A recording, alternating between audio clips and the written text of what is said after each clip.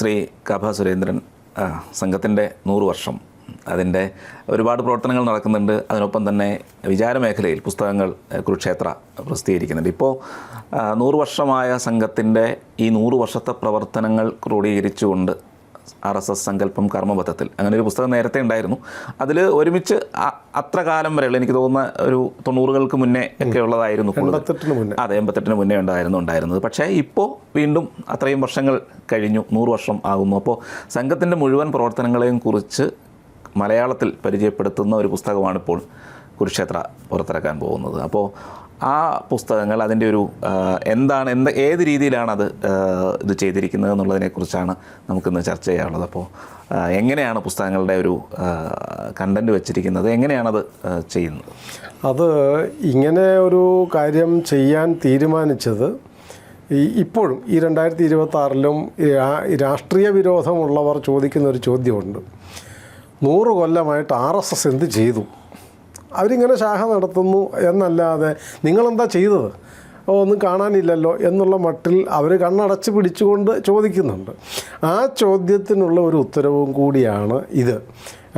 1989 doctor ഹെഡ്ഗവാറിൻ്റെ ജന്മശതാബ്ദി, doctor ജിയുടെ ജന്മശതാബ്ദിക്ക് മുന്നെയാണ് ഇങ്ങനെ RSS വിഷൻ ഇൻ ആക്ഷൻ എന്നും പറഞ്ഞിട്ട് ഇംഗ്ലീഷിലൊരു പുസ്തകവും അതിൻ്റെ മലയാളം സങ്കല്പം കർമ്മപഥത്തിൽ എന്ന് പറഞ്ഞൊരു പുസ്തകവും ഇറക്കിയത്. അത് 88-ന് മുന്നേയുള്ള അതുവരെയുള്ള സംഘത്തിൻ്റെ പ്രവർത്തനങ്ങളും ഇടപെടലുകളും വിശദീകരിച്ചുകൊണ്ടുള്ള ഒറ്റ പുസ്തകമായിരുന്നു. പക്ഷേ അതിനുശേഷം ഇപ്പോൾ ഇത്രയും വർഷം കടന്നുപോയി, 3.5 പതിറ്റാണ്ട് കഴിഞ്ഞിരിക്കുന്നു. അത് ഈ ദിവസം വരെയുള്ളത് അപ്ഡേറ്റ് ചെയ്തിട്ടില്ലെങ്കിലും 2016 വരെയുള്ള സംഘപ്രവർത്തനത്തിൻ്റെ വിവിധ മേഖലകളിൽ, അനേകം മേഖലകളിൽ സംഘത്തിൻ്റെ പ്രവർത്തകർ പല കാര്യങ്ങളും ചെയ്യുന്നുണ്ട്. അത്തരം മേഖലകളെ 6 ആക്കി തരംതിരിച്ച് അങ്ങനെ ആണ് ഈ പുസ്തകം തയ്യാറാക്കിയിരിക്കുന്നത്. ഓരോ മേഖലയിലും സംഘം എന്ത് ചെയ്തു അത് അക്കമിട്ട് എണ്ണിപ്പറയാൻ പോയെന്നാൽ വോള്യങ്ങൾ അനേകം വേണ്ടി വരും. അതിന് പകരം ചില ഉദാഹരണങ്ങൾ എടുത്ത് വെറുതെ ഗസ് പറയുകയല്ല ചെയ്യുന്നത്. അതിന് പകരം ഓരോ മേഖലയിൽ എന്ത് ചെയ്തു അതിന് പ്രധാനപ്പെട്ട ചില ഉദാഹരണങ്ങളും എല്ലാം ചൂണ്ടിക്കാണിച്ചുകൊണ്ട് ആണ് RSS സങ്കല്പം കർമ്മപഥത്തിൽ എന്ന് പറഞ്ഞുകൊണ്ട് ഈ പുസ്തക പരമ്പര 6 പുസ്തകമായിട്ടാണ് ഇറക്കുന്നത്. 6 വിഷയമായിട്ട് അതിനെ ക്രോഡീകരിച്ചിട്ടാണ്. അതിലൊന്ന് ദേശീയം, RSS തുടങ്ങിക്കഴിഞ്ഞ് ദേശീയ പ്രസ്ഥാനങ്ങളുമായിട്ട് അങ്ങനെ ബന്ധപ്പെട്ട് സ്വാതന്ത്ര്യ സമരവുമായിട്ട് ബന്ധപ്പെട്ട പ്രവർത്തനങ്ങൾ, ദേശീയമായ സാഹചര്യങ്ങൾ അല്ലെങ്കിൽ ആവശ്യമുണ്ടായ സന്ദർഭങ്ങളിൽ RSS എന്ത് ചെയ്തു, എങ്ങനെ ചെയ്തു എന്ന് വിശദീകരിക്കുന്നതാണ് ആദ്യത്തെ വോള്യം.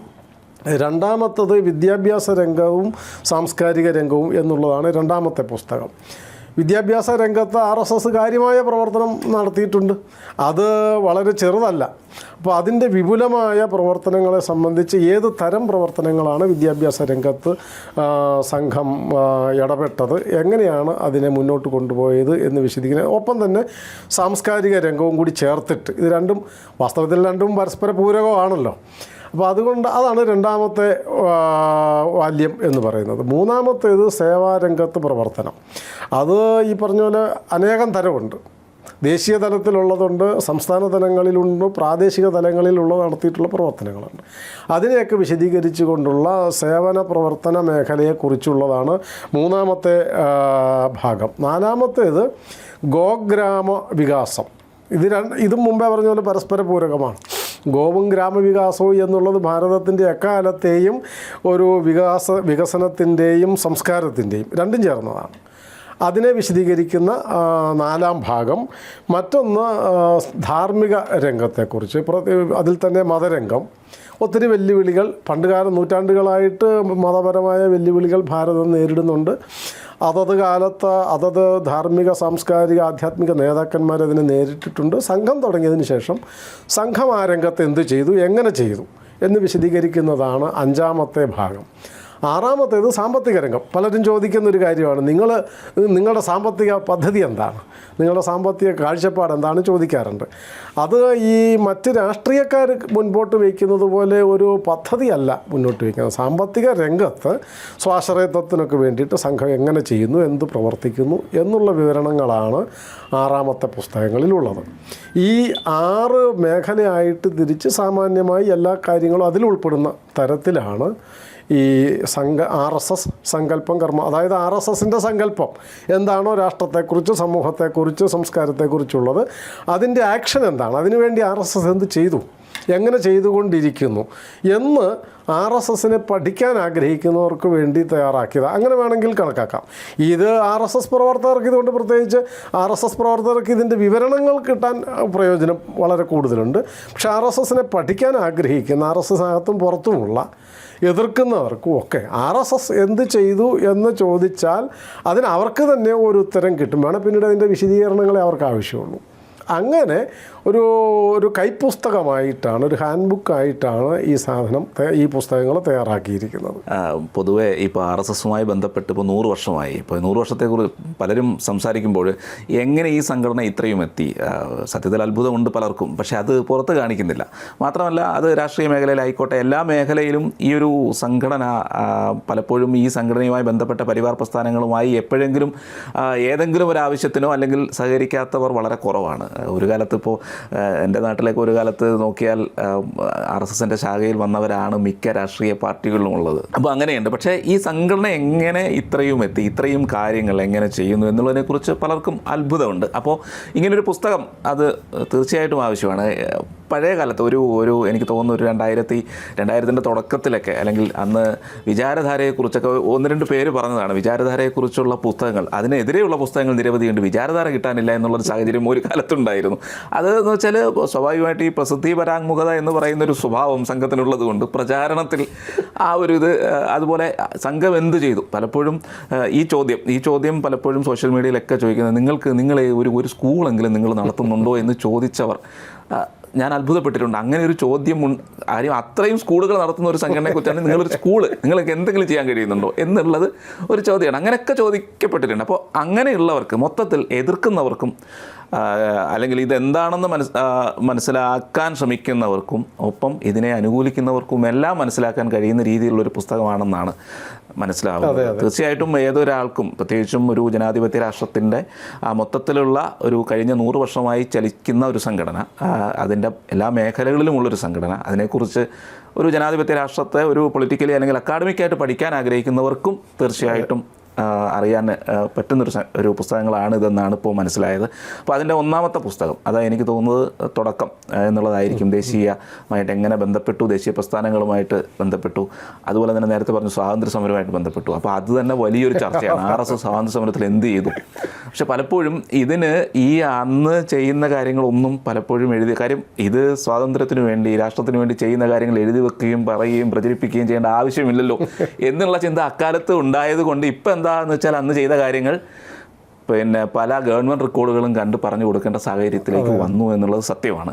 അതായത് ഇപ്പോൾ മഹാരാഷ്ട്രയിലെ പല റെക്കോർഡുകളിലുമാണ് RSS പങ്കെടുത്തതിനെക്കുറിച്ച് പറയുന്നത്. പക്ഷേ RSSകാർ അന്നത് ഉദ്ദേശിച്ചിരുന്നില്ല. കാര്യം ഇതിൻ്റെ ആവശ്യം വരുമെന്നോ നാളെ ഇങ്ങനൊരു ചോദ്യം ഉണ്ടാകുമെന്നോ ആരും കരുതിയിരുന്നില്ല. പക്ഷെ എന്തായാലും തീർച്ചയായിട്ടും ഈ പുസ്തകം അങ്ങനെ എല്ലാ കാര്യങ്ങൾക്കും അങ്ങനെ ഒരു ഉപയോഗം ഉണ്ടാകട്ടെ എന്ന് കരുതാം. അപ്പോൾ 1ാമത്തെ പുസ്തകം അത് എന്താണ് അതിൻ്റെ ഒരു ഉള്ളടക്കം? അതിൽ 1ാമത്തേത് ഈ പറഞ്ഞ പോലെ സംഘടനാപരമായ സംഘം, ദേശീയ കാര്യങ്ങളെക്കുറിച്ചുള്ളതാണ് അതിൻ്റെ ആദ്യത്തെ. എന്ന് വെച്ചാൽ RSS തുടങ്ങുന്നതിൻ്റെ പശ്ചാത്തലം, തുടങ്ങിയ ആൾ, അതായത് ഡോക്ടർ ഹെഡ്ഗവാർ എന്തുകൊണ്ട് ഇങ്ങനെ ഒരു പ്രസ്ഥാനം തുടങ്ങേണ്ടി വന്നു, തുടങ്ങിക്കഴിഞ്ഞിട്ടും അദ്ദേഹം സംഘടനാ പ്രവർത്തനം, RSSൻ്റെ ശാഖാപ്രവർത്തനം നടത്തുന്നതോടൊപ്പം തന്നെ അന്ന് സ്വാതന്ത്ര്യ സമരം നടക്കുന്ന കാലമാണ്. അപ്പോൾ ആ സ്വാതന്ത്ര്യ സമരത്തിലുമായിട്ട് ബന്ധപ്പെട്ട് സ്വാതന്ത്ര്യ സമരത്തിൽ പങ്കെടുത്തുകൊണ്ട് എന്നാൽ ഈ പ്രവർത്തനം മുടങ്ങാതിരിക്കാനും ഒക്കെ വേണ്ടിയിട്ട് നടത്തിയിട്ടുള്ള പ്രവർത്തനങ്ങൾ ഇപ്പോൾ നമ്മൾ കേട്ടിട്ടുണ്ടല്ലോ. അദ്ദേഹം ഈ സമരത്തിൽ പങ്കെടുക്കാൻ പോകുമ്പം തുടങ്ങുന്നതിന് മുമ്പുണ്ട്, തുടങ്ങിക്കഴിഞ്ഞിട്ട് RSSൻ്റെ അല്ലെ ഈ സ്വാതന്ത്ര്യ സമര പ്രസ്ഥാനവുമായിട്ട് ബന്ധപ്പെട്ട് ഇപ്പം വനസത്യാഗ്രഹം അതിനൊക്കെ പോകുമ്പോൾ സംഘത്തിൻ്റെ ചുമതല മറ്റൊരാളെ ഏൽപ്പിച്ചിട്ടാണ് പോണത്. ഇത് മുടങ്ങരുത് എന്നുള്ളതാണ് അതിൻ്റെ ഒരു അടിസ്ഥാനപരമായ ഒരു കാരണം. അതായത് RSS തുടങ്ങുന്നതിൻ്റെയും അടിസ്ഥാനപരമായ കാരണം അതാണ്. എന്തുകൊണ്ട് RSSൻ്റെ ശാഖ മുടങ്ങാതിരിക്കാൻ ജാഗ്രത പാലിച്ചുകൊണ്ട് സ്വാതന്ത്ര്യ സമരത്തിൽ പങ്കെടുക്കുന്നു, ദേശീയ കാര്യങ്ങളിൽ ഇടപെടുന്നു എന്നാണെങ്കിൽ അതിൻ്റെ കാരണം, വ്യക്തമായ കാരണം, അദ്ദേഹം സംഘം തുടങ്ങുന്നതിന് മുൻപ് ദേശീയ പ്രസ്ഥാനത്തിൽ, അതായത് ഭാരത മഹാജനസഭ അല്ലെങ്കിൽ ഇന്ത്യൻ നാഷണൽ കോൺഗ്രസ്, ഞാനത് ആദ്യം പറഞ്ഞത് ഇന്ത്യൻ നാഷണൽ കോൺഗ്രസ് എന്ന് ആദ്യം പറഞ്ഞാൽ അത് ഇന്നത്തെ ഈ 4 രാഷ്ട്രീയ പാർട്ടിയാണെന്നൊരു ധാരണ വരും. അത് വരാതിരിക്കാൻ വേണ്ടിയാണ് ഭാരത മഹാജനസഭ എന്ന മലയാളത്തിൽ ഇതിന് പറഞ്ഞിരുന്നത്. ആ പ്രസ്ഥാനത്തിൽ പ്രവർത്തിച്ചു കൊണ്ടിരിക്കുമ്പോഴും ആലോചന മുഴുവൻ ബാക്കി എല്ലാവരും സ്വാതന്ത്ര്യം നേടാൻ വേണ്ടി അതിനുള്ള സമരങ്ങളിൽ ഇടപെടുന്നു.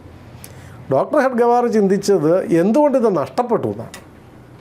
സ്വാതന്ത്ര്യം ഇപ്പം വേണം, ആർക്കും അതിൽ രണ്ടഭിപ്രായമില്ല. അതിനുവേണ്ടി പലരും പലതരത്തിൽ വിപ്ലവകാരികളും സന്യാസിമാരും നവോത്ഥാന നായകരും അങ്ങനെ സാമൂഹിക പ്രവർത്തകരും ഒക്കെ അനേകം തരം പ്രവർത്തനം, ഗാന്ധിയൻ സമരങ്ങളും ഒക്കെ നടക്കുന്നുണ്ട്. സ്വാതന്ത്ര്യം ഇന്നല്ല നാളെ കിട്ടും.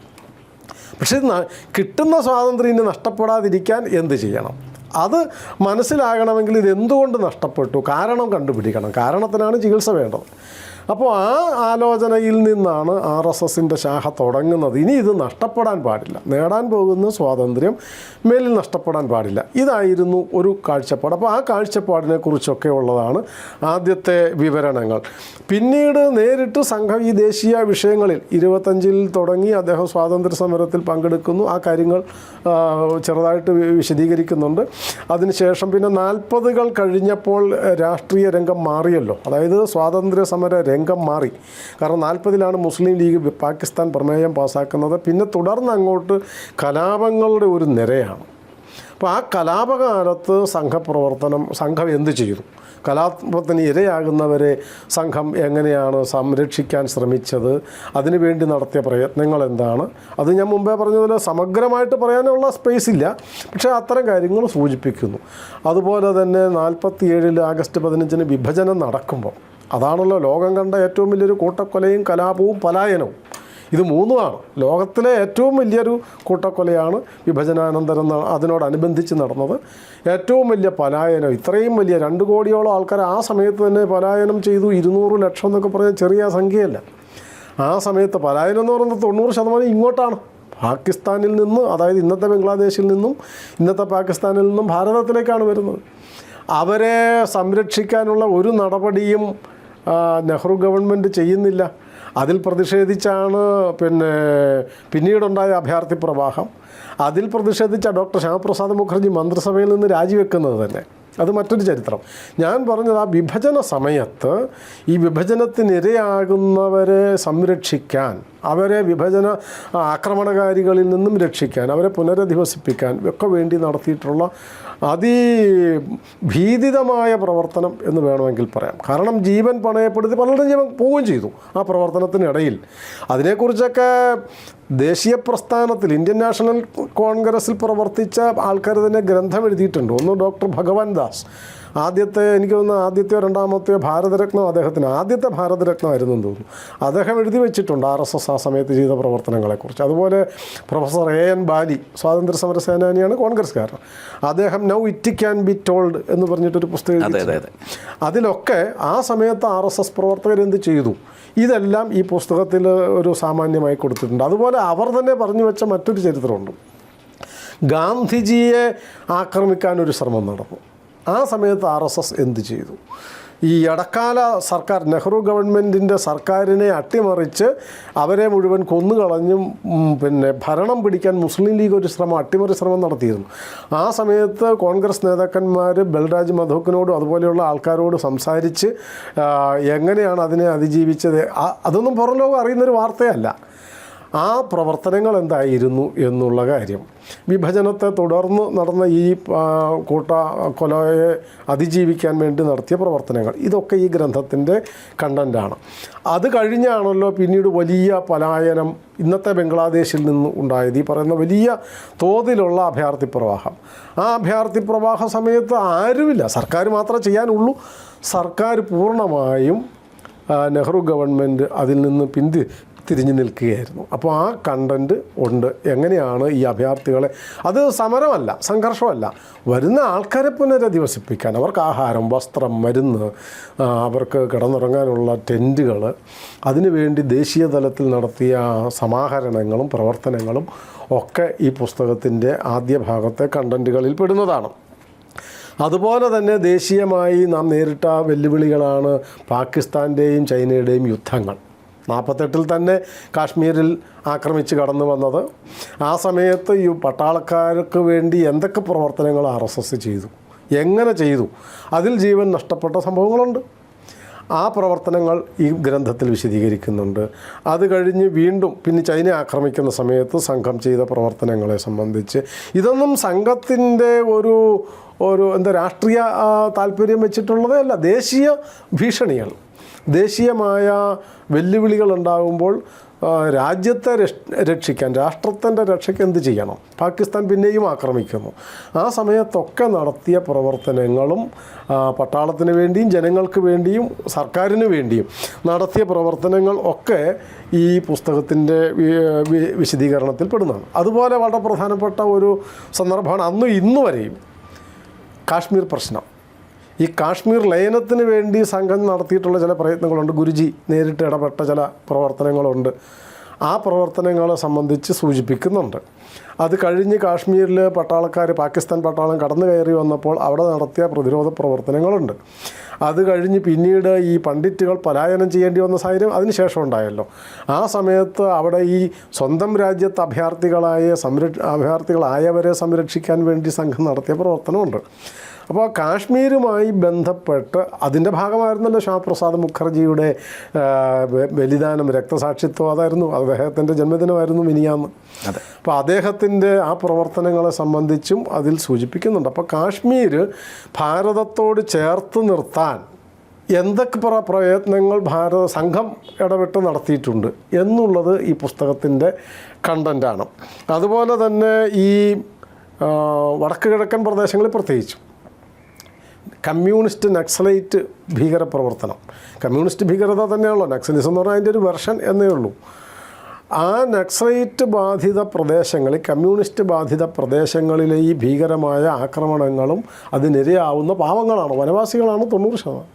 അവരെ അതിൽ നിന്ന് മുക്തമാക്കാൻ, അവരെ പ്രതിരോധിക്കാനല്ല. കാരണം നക്സലൈറ്റുകളെ നേരിടേണ്ടത് സംഘത്തിൻ്റെ ചുമതലയല്ല, സർക്കാരിൻ്റെ ചുമതല. കാരണം ഭരണകൂടത്തിൻ്റെ ഒരു ജോലി സംഘത്തിന് ഏറ്റെടുക്കാൻ പറ്റില്ല. പക്ഷേ ഇവരെ സഹായിക്കാൻ പറ്റും, ജനങ്ങളെ സഹായിക്കാൻ പറ്റും. അവരെ പഠിപ്പിക്കാൻ വേണ്ടിയുള്ള പ്രവർത്തനങ്ങൾ, അവരുടെ കുട്ടികളെ പഠിപ്പിക്കാൻ, അവർക്ക് ആത്മവിശ്വാസം ഉണ്ടാക്കി കൊടുക്കാൻ. അതിനും രക്തസാക്ഷികളായിട്ടുണ്ട് സ്വയംസേവകർ ആ മേഖലയിൽ പ്രവർത്തിച്ചിട്ട്. എന്തിന് കേരളത്തിൽ നിന്ന് പോയ സ്വയംസേവകർ പ്രചാരകന്മാരായി പോയവർ അവിടെ കൊല്ലപ്പെട്ടിട്ടുണ്ട്. അപ്പോൾ അത്തരം പ്രവർത്തനങ്ങൾ ആ മേഖലയിൽ ഈ കമ്മ്യൂണിസ്റ്റ് നക്സലൈറ്റ് വേട്ട നടന്ന പ്രദേശങ്ങളിൽ അവരെ പുനരധിവസിപ്പിക്കാൻ, അതും ഒരു ദേശീയ വെല്ലുവിളിയാണല്ലോ. നടത്തിയ പ്രവർത്തനങ്ങൾ ഈ പുസ്തകത്തിൻ്റെ വിഷയമാണ്. അതുപോലെ തന്നെ സിഖ് സമൂഹം, സത്യത്തിൽ സമൂഹം ചരിത്രകാരന്മാരോ സാമൂഹ്യ നിരീക്ഷകരോ പഠിക്കേണ്ടിയിരുന്നൊരു സാധനമാണ്. സിഖ് മതം ഉണ്ടായത് എന്തിനാണ്? ദേശീയമായ വെല്ലുവിളി ഉണ്ടായപ്പോൾ വിദേശ ഇസ്ലാമിക ആക്രമണങ്ങളിൽ നിന്ന് ഭാരതത്തിലെ സമൂഹത്തെ രക്ഷപ്പെടുത്താൻ വേണ്ടി ഉണ്ടാക്കിയ ഒരു മതമാണ് സിഖ് മതം എന്ന് പറയുന്നത് തന്നെ. പിന്നീട് ഗുരു ഗോവിന്ദ സിംഹൻ്റെ പ്രവർത്തനം എന്ന് പറയുന്നത് മുഴുവൻ ഭാരതത്തിൻ്റെയും പ്രതിനിധികളെ ഉൾപ്പെടുത്തിയിട്ട് ഒരു സേനയുണ്ടാക്കാൻ വേണ്ടി, രാജ്യരക്ഷയ്ക്ക് വേണ്ടി നടത്തിയ തുടങ്ങിയ ഒരു മതവും പ്രസ്ഥാനവുമാണ് സിഖ് എന്ന് പറയുന്നത്. ആ പ്രവർത്തനം പിന്നീട് രാജ്യവിരുദ്ധ പ്രവർത്തനങ്ങളിലേക്ക് അതിൻ്റെ ഒരു ഭാഗം പോയി. സിഖ് ഭീകരപ്രവർത്തനമായി മാറി. അതിനെ രാഷ്ട്രീയ നേട്ടത്തിന് വേണ്ടി ചില ഭരണാധികാരികൾ ഉപയോഗിച്ചു. അതിലെ രാഷ്ട്രീയ കാര്യങ്ങളൊന്നും ഇതിൽ ചർച്ച ചെയ്യുന്നില്ല, കാരണം അത് പറയാനല്ല സംഘത്തിൻ്റെ ആഗ്രഹവും താല്പര്യവും. ആ സമയത്ത് സിഖ് സമൂഹത്തെ പൊതുസമൂഹത്തിൽ, ദേശീയ സമൂഹവുമായിട്ട് ചേർത്ത് നിർത്താൻ സംഘം നടത്തിയ ത്യാഗങ്ങൾ ഒത്തിരിയുണ്ട്. ത്യാഗമെന്ന് പറഞ്ഞാൽ അതിലേറ്റവും പ്രധാനപ്പെട്ടതാണല്ലോ, ഒരു ഷാഹയെ ആക്രമിച്ച് കുട്ടികളടക്കം 26 പേരെ സിഖുകാർ കൂട്ടക്കൊല നടത്തിയിട്ട്, സിഖ് ഭീകരവാദികൾ, സിഖുകാരല്ല സിഖ് ഭീകരവാദികൾ അവിടെ ആക്രമണം നടത്തി അവരെ മുഴുവൻ കൊന്നു കളഞ്ഞിട്ടും ഒരു കായികമായ ഒരു തിരിച്ചടിക്ക് തയ്യാറാകാതിരുന്നത് അതൊരു ത്യാഗമായിട്ട് കാണാൻ കാര്യം ഈ വിഘടിപ്പിക്കാൻ വേണ്ടിയാണ് ശക്തികൾ ശ്രമിക്കുന്നത്. ഹിന്ദു സിഖ് ശത്രുക്കളാണെന്ന് വരുത്താൻ വേണ്ടിയിട്ടാണ്. അത് വരാതിരിക്കാൻ വേണ്ടിയിട്ട് സംഘപ്രവർത്തനം നടത്തിയത്. പിന്നെ ആ മതത്തെ വിഭാഗത്തിനിടയിൽ നടത്തിയ ദേശീയമായ പ്രവർത്തനം നടത്തിയ കാര്യങ്ങൾ ഈ പുസ്തകത്തിൻ്റെ കണ്ടൻ്റാണ്. അതുപോലെ തന്നെ കലാലയ വിദ്യാർത്ഥികളെ, കോളേജ് വിദ്യാർത്ഥികളെ കൊണ്ട് എങ്ങനെയാണ് ദേശീയോദ്ഗ്രഥനത്തിന്.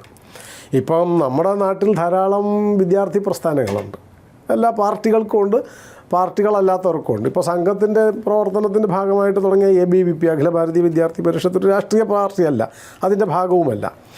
പക്ഷേ ഇവരാരും ചെയ്യാത്ത, മറ്റെല്ലാ വിദ്യാർത്ഥി പ്രസ്ഥാനങ്ങളിൽ ഒന്നുപോലും ചെയ്യാത്ത ഒരു പ്രവർത്തനമാണ് ഈ ദേശീയ ഉദ്ഗ്രഥനം.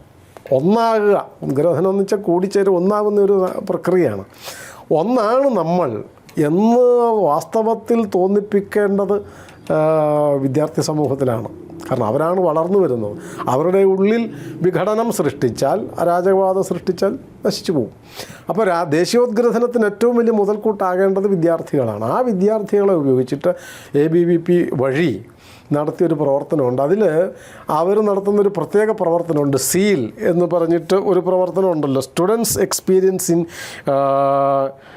ഇൻ്റർ സ്റ്റേറ്റ് ലിവിങ് എന്ന് പറഞ്ഞിട്ട് സീൽ എന്നാണ് അതിൻ്റെ ഒരു ചുരുക്കപ്പേര്. അതായത് നോർത്ത് ഈസ്റ്റിലെ വിദ്യാർത്ഥികളെ, കോളേജ് വിദ്യാർത്ഥികളെ ഭാരതത്തിൻ്റെ വിവിധ പ്രദേശങ്ങളിൽ ഇങ്ങ് തെക്കേറ്റം കേരളത്തിൽ വരെ കൊണ്ടുവന്ന് ഓരോ സംസ്ഥാനങ്ങളിലും സഞ്ചരിപ്പിച്ച് അവിടെ ഉള്ളവരുടെ കൂടെ ഇവരെ ഹോട്ടലിലോ പോലും അല്ല താമസിപ്പിക്കുന്നവർ. ഇപ്പം ഞാൻ പലപ്പോഴും കണ്ടിട്ടുണ്ട്, ഞാനും കൂടിയിട്ടുണ്ട് അതിൻ്റെ കൂടെ.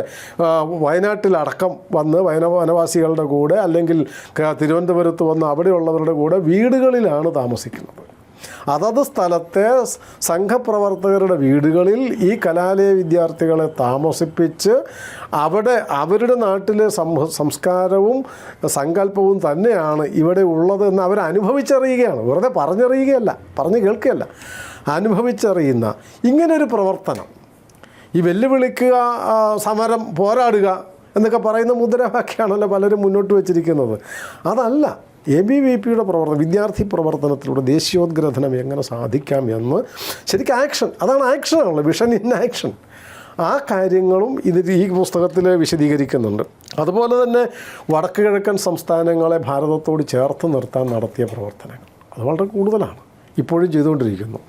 ഇപ്പോൾ ആരെങ്കിലും പ്രതീക്ഷിച്ചോ ഈ ദേശീയമായിട്ടിപ്പോൾ ഈ ആസാമും മിസോറാമും ഒക്കെ ഇന്ന് പറയുന്ന ദേശീയ വികാരം 100 കൊല്ലം മുമ്പ്, അല്ലെ 70 കൊല്ലം മുമ്പ്, 50 കൊല്ലം മുൻപുണ്ടായിരുന്നു? സ്വാതന്ത്ര്യം കിട്ടിക്കഴിഞ്ഞപ്പോൾ അവരൊക്കെ വിദേശികളാണെന്ന് ഭാരതത്തിൻ്റെ പ്രധാനമന്ത്രി തന്നെ തീരുമാനിച്ചു.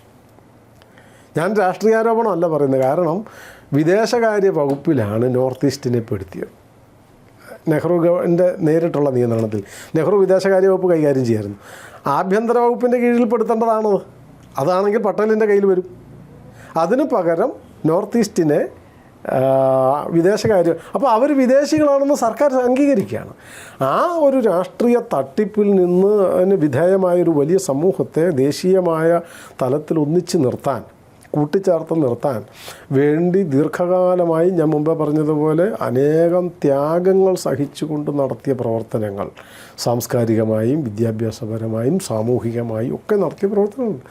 അത്തരം ഞാനീ പറഞ്ഞ എല്ലാ പ്രവർത്തനങ്ങളുടെയും സമഗ്രമായ ചിത്രമല്ല, അതാണെങ്കിൽ പറഞ്ഞ പോലെ അനേകം മൂല്യങ്ങൾ എഴുതേണ്ടി വരും.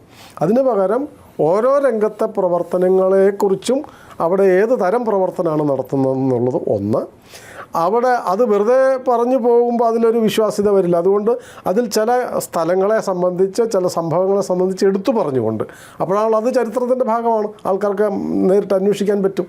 അത്തരം കാര്യങ്ങൾ പറഞ്ഞുകൊണ്ട് ഇങ്ങനെ ദേശീയമായി, ചുരുക്കി പറഞ്ഞാൽ ഭാരതത്തിൻ്റെ ദേശീയ ഉദ്ഗ്രഥനത്തിനും ദേശീയ ഐക്യത്തിനും അഖണ്ഡതയ്ക്കും വേണ്ടി സംഘം എങ്ങനെ നിലകൊണ്ടു, സംഘം എങ്ങനെയൊക്കെ പ്രവർത്തിച്ചു, എങ്ങനെ പ്രവർത്തിച്ചു കൊണ്ടിരിക്കുന്നു എന്ന് ആർക്കെങ്കിലും അറിയാൻ താല്പര്യമുണ്ടെങ്കിൽ അതിൻ്റെ ഒരു സാമാന്യ വിവരം ഈ ഒന്നാം വോള്യത്തിൽ നിന്ന് കിട്ടും.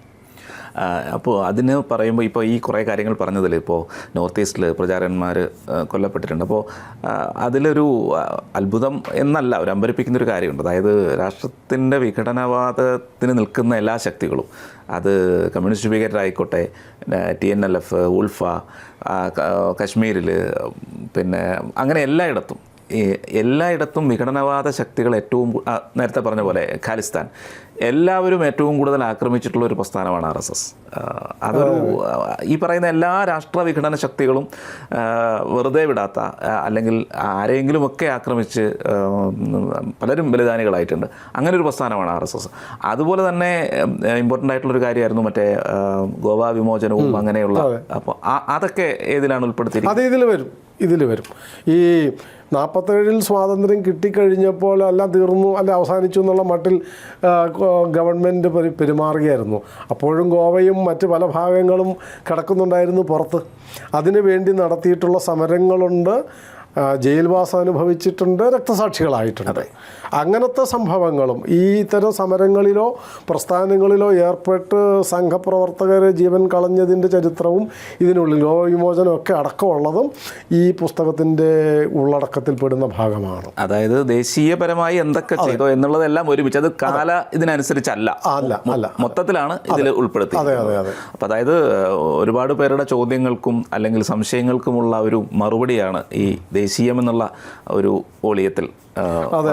അതിൻ്റെ ഈ തൊട്ട് മുമ്പ് ചോദിച്ച ആ കാര്യം വെച്ച് ഇവരെല്ലാവരും എതിർക്കാൻ കാരണം ഇവരെല്ലാവരും ഈ ഭാരതത്തെ വിഘടിപ്പിക്കാൻ ശ്രമിക്കുന്നു.